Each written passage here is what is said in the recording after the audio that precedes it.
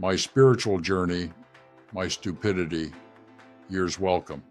I'm Richard Haasnut, your host for the Wisdom Inspired Life YouTube channel.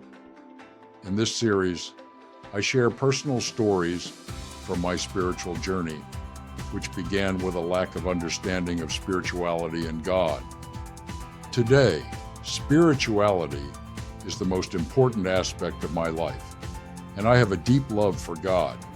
That represents quite a change. This series of video episodes covers my spiritual journey from early in life, when I still had no idea what a spiritual journey was, to 2025, when I know that I'm a very spiritually advanced human. I refer to this episode as my years of stupidity. What makes this period peculiar is that it followed my first 3 years of college, which were anything but foolish. Here's how this started. During my college summers, I worked as an ocean lifeguard.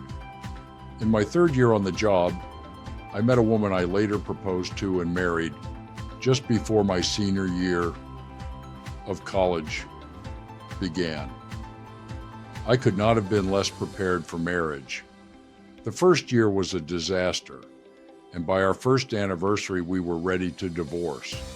I could provide many details, but it can best be summarized as a period of extraordinary ignorance that led me from one poor decision to another.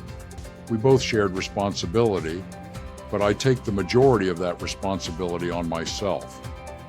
What made this excruciatingly painful was that it was the first time in my life that I had failed. I was failing at something very important, marriage. Then a significant macro force entered my life. When I graduated with a pre-law degree, I was accepted into Boston University School of Law.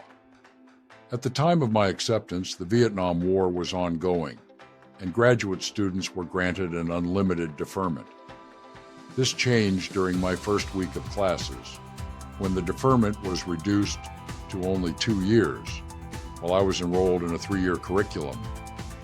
At this point, my marriage was ending, and my long-term career goal seemed likely to be unattainable, at least in the near future. Given the strong likelihood that I might not be able to graduate if I invested 2 years of my time, I joined the Navy and became a Navy officer. This was taken to escape a marriage that had imploded and deal with a change in government policy that seriously jeopardized my chances of graduating from law school. Then there was the prospect of being drafted and sent to Vietnam, where so many tragically died. Becoming a naval officer whose work required a security clearance 2 levels above top secret turned out to be a timeout of my life. I was fortunate to be assigned shore duty in San Diego, California. It doesn't get much better than that. While what I've just said may not seem overtly spiritual, spirituality can emerge in life under various circumstances. Looking back, the failures and major challenges during this period clearly revealed what wasn't working. Especially in a marriage, I needed an entirely new set of interpersonal skills and a connection to spirituality that paved the way for greater love.